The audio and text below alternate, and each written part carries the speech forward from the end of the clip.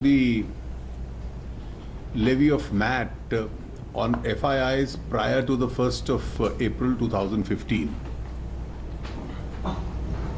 For period subsequent to the 1st of April 2015, the finance bill itself had incorporated an amendment that which was clarificatory in nature, that it would not be levied. Now, for the earlier period, we had thought that at one stage that the issue could be resolved by the courts, since there appeared to be prima facie some conflicting opinions of the tribunals. Thereafter, since that was a time-consuming process, the government parallelly entered into an exercise by putting up an expert panel to go into the issue. The expert panel had submitted its report to the government some weeks ago. In the Department of Revenue and the CBDT, this report was considered at length. And there were some issues concerned with the line of reasoning in the report which had arisen. Now, instead of allowing the matter to drag on and ask the committee for in writing on those clarifications, we followed an expeditious procedure wherein a meeting was held where I was present along with the Revenue Secretary, the CBDT chairperson and the members were there, and all three members of the committee were.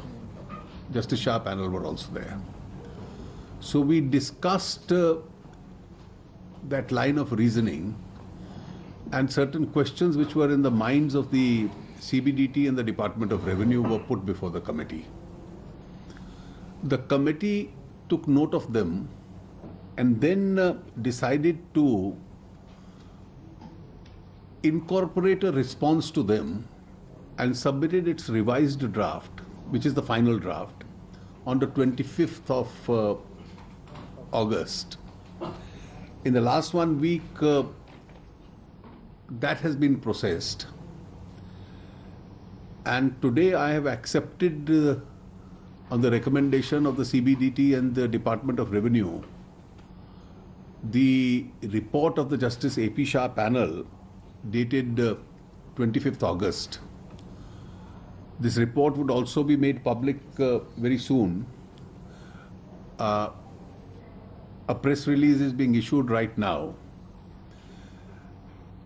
Broadly, the report says that from the time of its statutory incorporation, the intention appeared to be,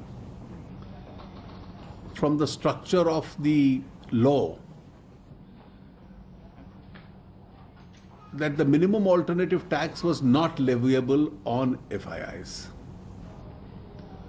The reasoning given in the 2012 order of the Advanced Ruling Authority, however, gave a contrary view. That matter is pending in the Supreme Court. How the court deals with it will be a separate issue, which I am not going into for that purpose today. And therefore, it would be necessary to make necessary changes to that effect. Now, there are two courses open. One is by issuing a clarificatory circular under the Income Tax Act. We considered that option, but we thought that may have certain grey areas.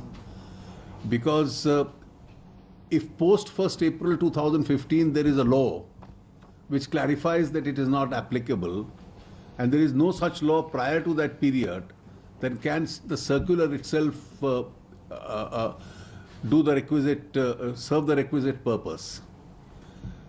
So we were of the considered opinion that the alternative course suggested by the Justice Shah panel, which is the preferred course even according to them, that a necessary amendment in the provisions of section 115JB of the Income Tax Act would be required, and we would be bringing out that amendment in the statute. Meanwhile, pending such an amendment, all the field formations will be conveyed by way of a circular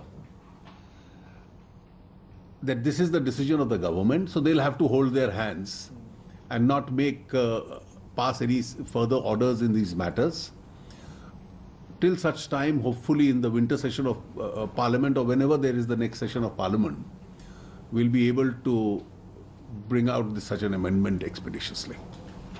So Thank what you. will happen to 600 crore demand raised already?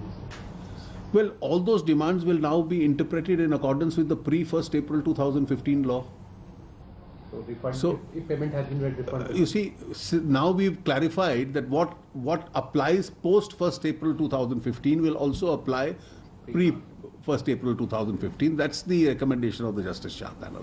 Sir, what is on the Supreme Court case in Caxton as well? Well, I don't want to comment on it because there's a distinction between an FII and a foreign company per se. Right. So therefore, I'd let that matter proceed on its own merits. Sir, I'm Rajesh from WSJ. What is the message that the government is trying to transmit through this particular step? Will it actually imbibe confidence among investors? No. You see, confidence amongst investors could be a consequence of this. But having certainty and clarity in the tax law, this is one of the essential functions of the government. And therefore, since an ambiguity had arisen on account of conflicting opinions, that ambiguity is required to be resolved.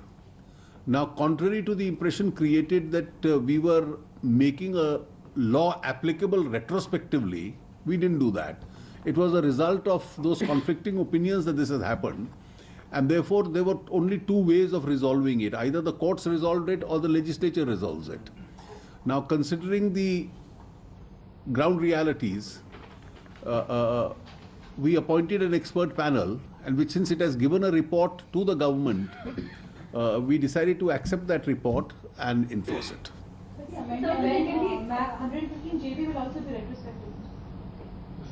You see, it is now, in view of what the Justice Shah panel says, it is more clarificatory in nature because they've taken a view that this was always the position.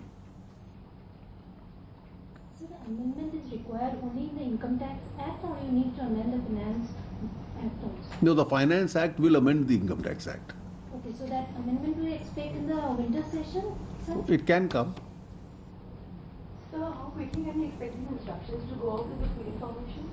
They will go immediately. They'll go immediately, maybe tomorrow itself. Sir, by this, by accepting this report, what is the loss will occur to the exchequer?